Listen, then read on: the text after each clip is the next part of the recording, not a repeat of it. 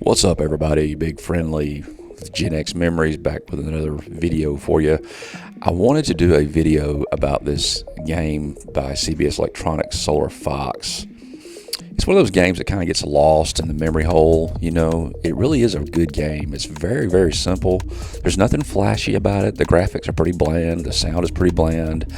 But it has a very addictive nature to it. It's one of those games that is really hard, but in a good way. You know, it pisses you off, but it doesn't piss you off that you feel like you got cheated. It just feels like you weren't quite good enough to get a little bit higher score. So Solar Fox is definitely one of those games where you just find yourself hitting the reset button over and over and over again because you're just so ticked off that you died. But before I get into the game, which won't take long to play through, there was a commercial for Solar Fox. And I don't remember this commercial. I'm sure I saw it years ago. But when I start doing research for these videos, you're digging through the internet trying to find whatever you can.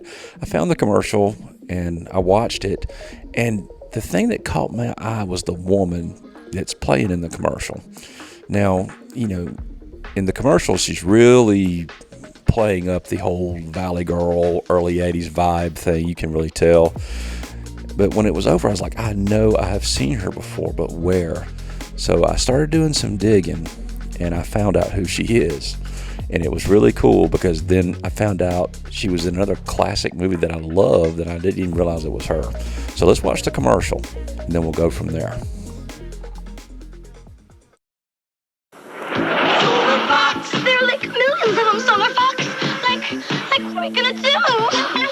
Don't worry, Solar Fox, the new video game where speed and strategy are all you have to fly through 26 changing solar fields. And if you're really fast, Awesome! you'll skip ahead to even tougher fields. Really cool! Solar Fox from CBS Electronics, So can I drive now? where the excitement never ends.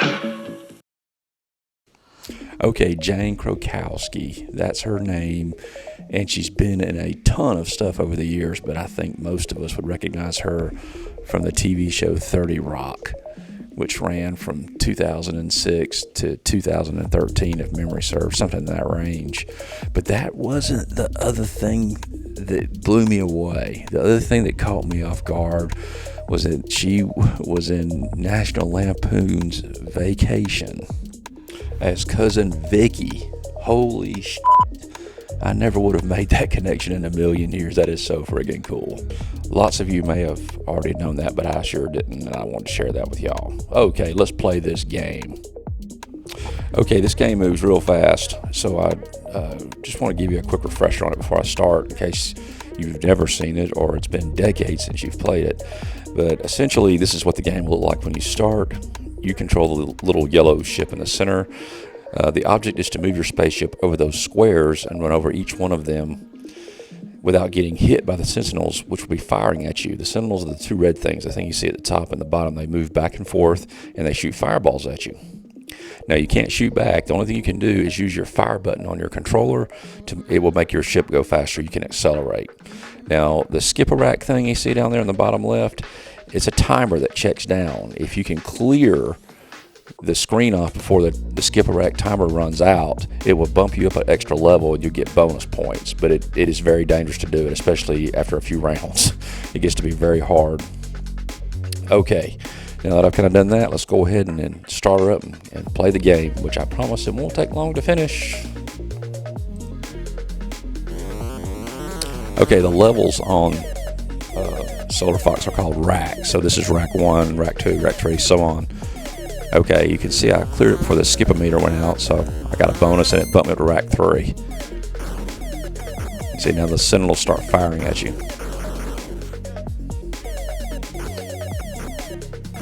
You can try to get it before the skip bonus runs out. I didn't do it there, but it gets more and more dangerous to try to do that. It's like a risk-reward thing. It's one of the things that makes this game cool. I played this thing for probably an hour and a half, 2 hours. I wanted to try to get 100,000 points, but I never could. My wrist was getting sore. Okay, this is a challenge stage. Kind of think like Galaga. You gotta get over everything before the challenge stage meter runs out. and you get a bonus.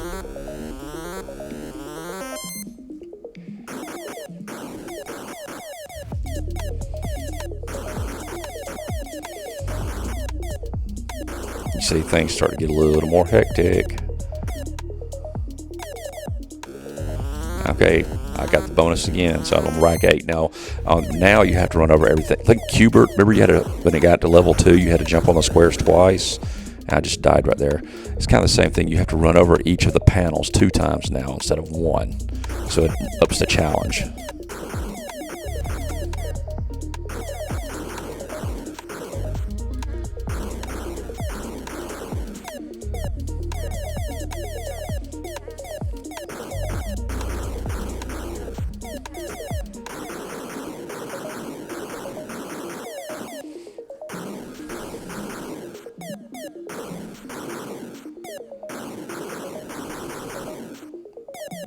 So you have to weave your way through there.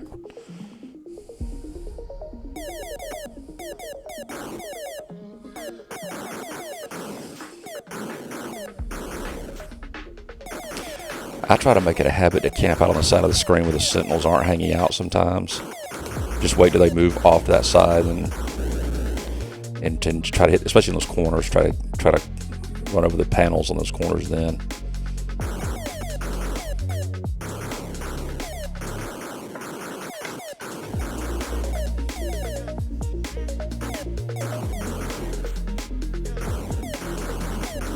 Yeah. See, that's it. 68,000. Game over. So you see just how tough that is. That didn't take long.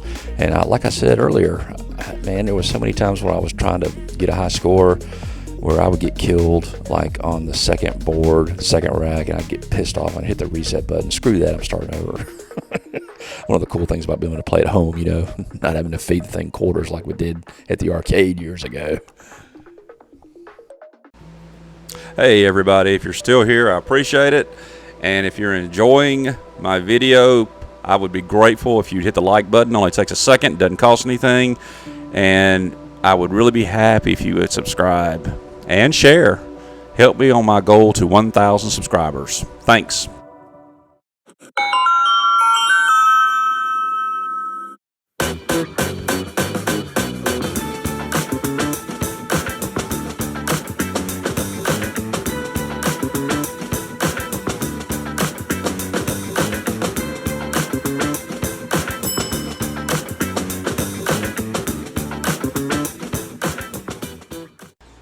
Now, I did not know there was a Solar Fox arcade game. I don't remember ever seeing this, though I'm sure I probably walked right by it at some point years ago.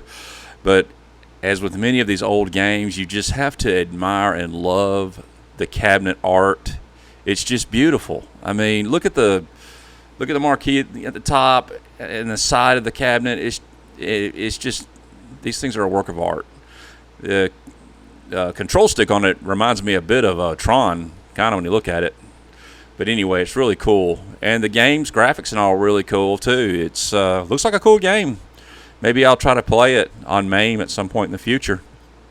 You can, it's obviously it has more depth. You can fire at the enemies and stuff, but you can't do on the Atari version. But I thought we should pay quick homage to the arcade game because that's where it all started. All right, let's move on.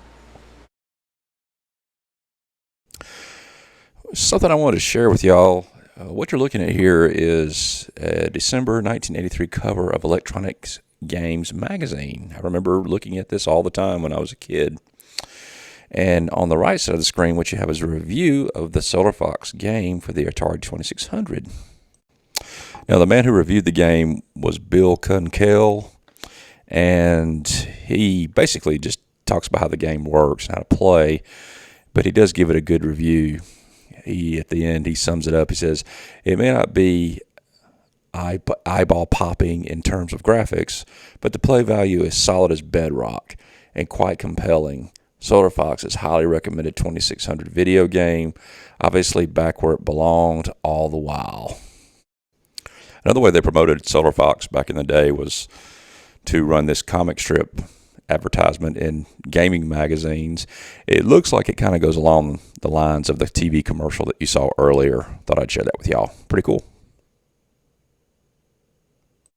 Okay, over here to Atari Age. Solar Fox is not hard to find. It's only a 3 out of 10 on the rarity scale. I like the box art for these games, CBS Electronics games. I thought they were pretty nice. Let's take a closer look. Yeah, see, I love the font style they have and everything.